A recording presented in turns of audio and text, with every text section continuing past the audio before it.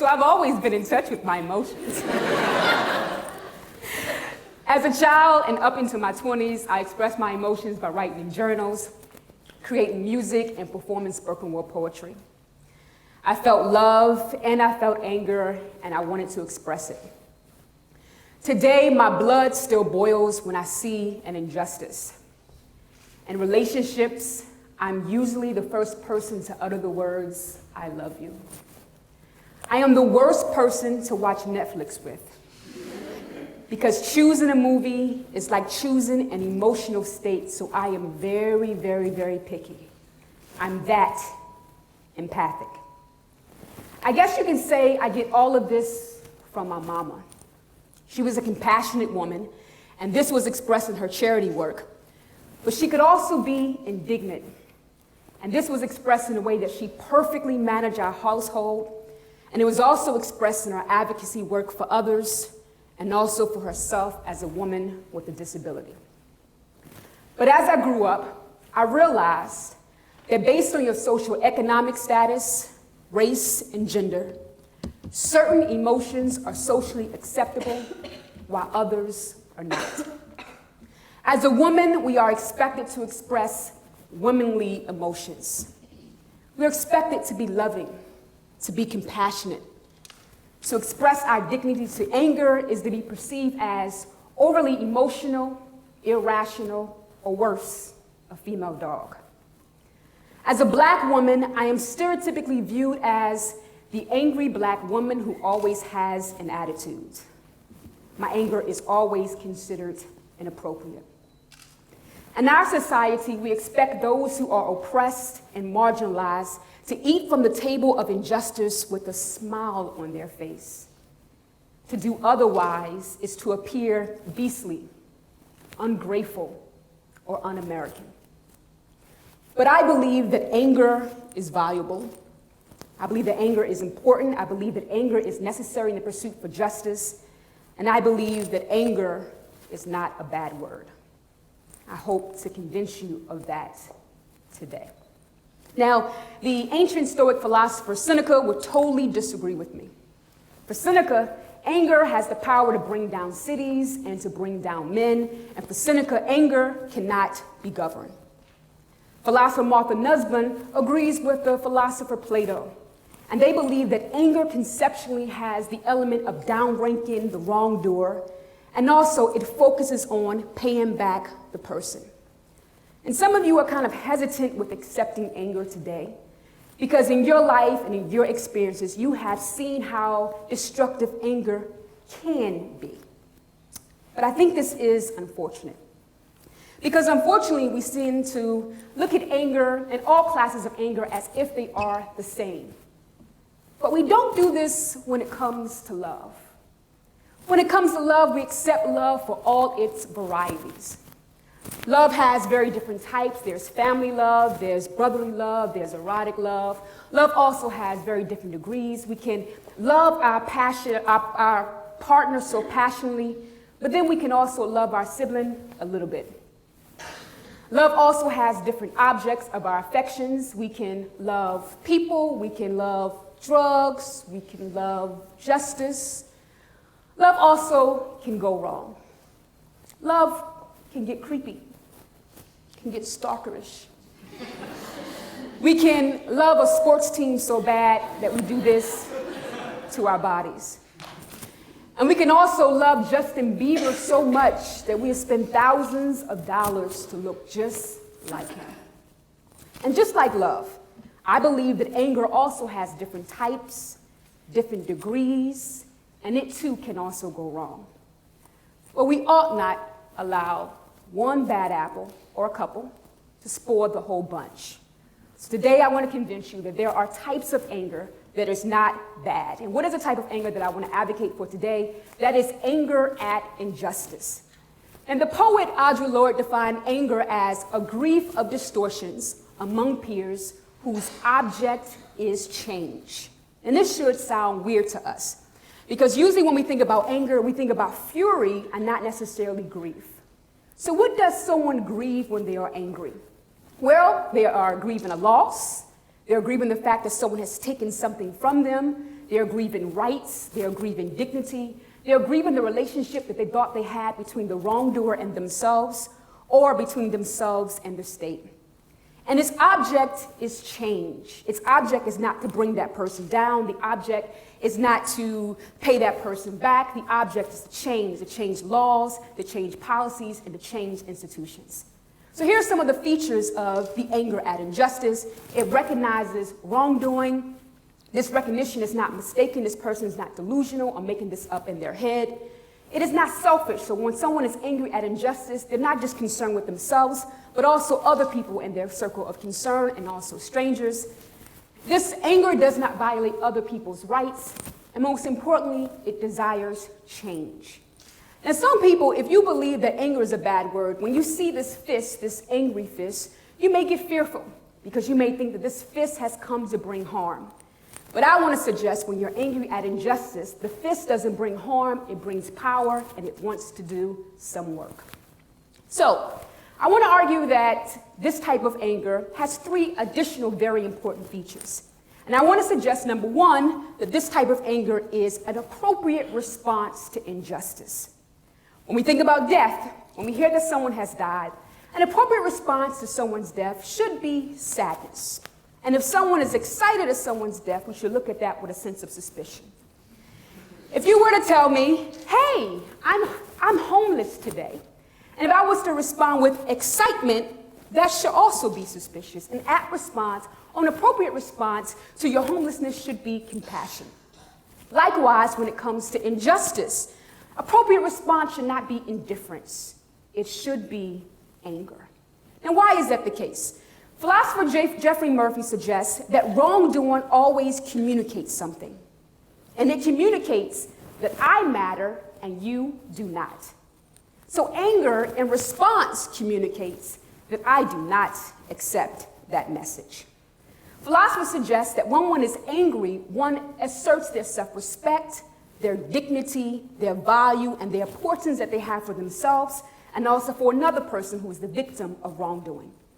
Perhaps this explains Frederick Douglass' account as a young slave. He talks about in his autobiography that he was constantly beaten by his slave master Covey. And one day, he decided to rise up with anger and fight back. And this is how he describes the episode. He says, "It recalled to my life my crushed self-respect and my self-confidence. I was no longer a severe coward." He also goes on to say that for the first time, he felt like a man. And it's interesting because he also notes that his slave master Covey never laid his hands on him ever again. Because for Frederick Douglass, that act of anger, he was able, although a slave, was able to assert his manhood and his dignity for himself. It's interesting because self-respect is defined as an appreciative mode of being toward and with oneself and the world with regard to one's worth. It consists of emotion, expectation, value, action, reaction, and interaction. But self-respect is not just a concept. It is manifested in emotions, and that emotion is not just love for oneself, but it's also anger in response to when someone does not value you. Now, anger is not only appropriate, but it's also motivational. When we are angry, the left frontal hemispheric activation in our brain gets going. And this is characteristic of approach motivation. In other words, when you get angry, you are made to believe that you can influence a situation, and you also are given a strong desire to change the situation. So chemically and biologically, when you are angry, your belief system and your desire system rises to another level. So think about this. Have you ever seen a small dog bark and battle at a big dog? How many of y'all have ever seen that before? And you always wondered, this little dog, where did he get the guts to do this? Now, I know our animal dogs, animal brains are kind of different than ours. But I like to think that when a small dog thinks that he can tackle a big dog, it is because he's angry. And that anger has made him believe that he can influence the situation. So if that's the case, perhaps it is because of anger that a small brown man from India by the name of Gandhi believed that he could challenge an imperial system. Perhaps it is because of anger that a former black female slave by the name of Sojourner Truth believed that she could challenge a racist and a sexist system. Perhaps it is because of anger that a former drug addict, a former pimp, could come out of jail by the name of Malcolm X and believe that he could challenge a racist system. Because when you are angry, your brain makes you think that you can change the situation. Now, I want you to look at these two children here. Now, we are able to identify very basic emotions by the muscles that are activated in our faces. So at first glance, when we look at these two children, it becomes kind of evident to us that they're expressing two different emotions. The emotion to the left is determination. The emotion to the right is anger. But if you look a little deeper, you'll see that the muscles that are activated in their face are very similar. Their lips look the same, their cheeks look the same, their eyes look the same. Why is that the case? Is that because when you are angry, it is as if you are also determined, because it affects our belief system. Now, anger also affects our desires. There was a study that was given, and participants were presented with several objects, and those objects were preceded with either an angry face, a fearful face, or a neutral face. And what they found out is that participants desired the objects that was with the angry face more. They did a follow-up studies, and they used pens. And pens were associated with an angry face, a fearful face, and a neutral face. And what they found out is that participants who were presented with pens with the angry face were willing to pay more for those pens that was associated with the angry face. So what does all of this mean? That when you are angry, it makes you desire something more intensely. And it also makes you risk or pay for that thing much more. So you think about freedom fighters, think about Martin Luther King, Malcolm X, people who gave their lives for the struggle. Not only did they desire for social change, but they also risk their lives for that desire. And perhaps it can all be explained by anger. So anger is not just an appropriate response to injustice, it's not just motivational, but it can also be productive. Now, some people would say, well, we don't need anger, what we need is love. Listen to Martin Luther King, he advocated love, and look at how much work he was able to get accomplished. Look at Gandhi, he advocated love. Look at how much work he was able to accomplish. And I want to suggest that those people are perhaps mistaken in what these two individuals had to say about anger. And I want to argue that it wasn't just love, but also anger had a role in how they were able to pursue justice.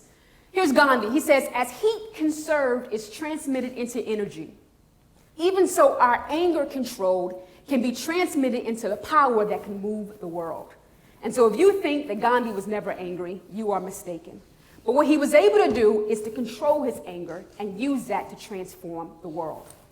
Martin Luther King says, like the spark that ignites the fuel in an engine, anger is the stimulus that initiates action.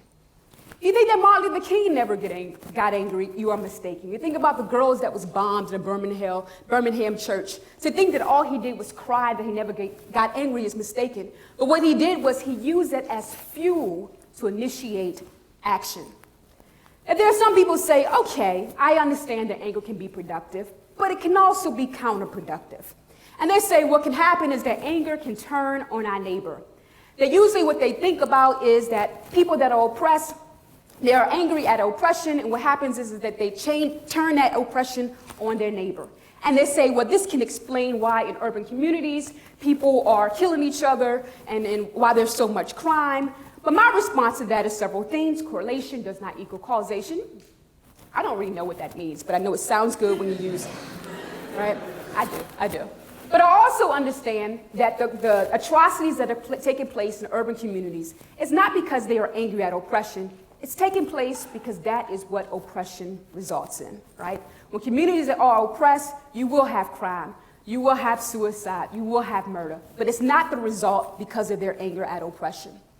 Others may say, well, anger is counterproductive because it turned off oppressors. And what this ideal is, well, if the oppressed love the oppressor, then it will warm the oppressor's heart, and the oppressor will stop oppressing those who are oppressed, right? Now, my belief on this comes from Audre Lorde. And Audre Lorde says that you ought not to blame my anger for a lot of atrocities that's taking place. What you ought to do is take responsibility for your actions. And one of her famous quotes is that it's not the job of women to change the psyche of her oppressors, all right? And so I believe that if my anger turns you off, then that's a problem for you and not necessarily a problem for me. And then others may say, well, that sounds good, but when people are angry about police brutality and when people are angry about poverty, it makes people afraid. And how are people supposed to hear their message? So here's my response to that. Anger at oppression is not killing innocent black men in the back. Anger at oppression is not enslaving women all across the world. Anger at oppression is not creating unemployment and poverty. We have so many other things to be fearful of and to change, and anger at oppression is not it. So what do I suggest? I suggest anger management. Now, how many of y'all have ever heard of this as a cure to anger before? And usually when we think about anger management, it really means I'm going to teach you how to get rid of your anger. But I think that's also mistaken. When we think about management, the job of a manager in any type of company is not just to fire people, although that is what they do. But the job of a manager is to make sure that everything is running efficiently, that all the workers are bringing value, and everyone is being productive. And I want to suggest when I talk about anger management, it's an initiative or a way to help you to use your anger to be productive. So here are what I call the Fight Against Injustice 5-step anger management plan. Number 1, express your anger. If you're angry at injustice, don't keep it in. And so many of us, we express anger differently, and we should allow people to give people the freedom to do just that. So you may want to write it down. You may want to publish an op-ed. You may want to do poetry. You may want to march. Whatever you do, just make sure that you express it. Get in solidarity with others. It's not fun being angry by yourself, but get with other angry people. And when you get with other angry people, don't just get angry and complain. Create goals and create a plan in order to change things. Also, refuse to be police. Don't let people tell you how much anger you should have. Don't let people determine when you should be angry, but you should allow that to happen for yourself. And last but not least, do not be ashamed of your anger. It's an appropriate response to injustice, and if injustice has taken place, then you have a right to be angry. They say that it takes more muscles to frown than to smile. But I think this is a good thing. Because the last thing I heard is that the more muscles you work, the stronger you become. Angry people are strong people, and it's strong people that changes the world. Thank you.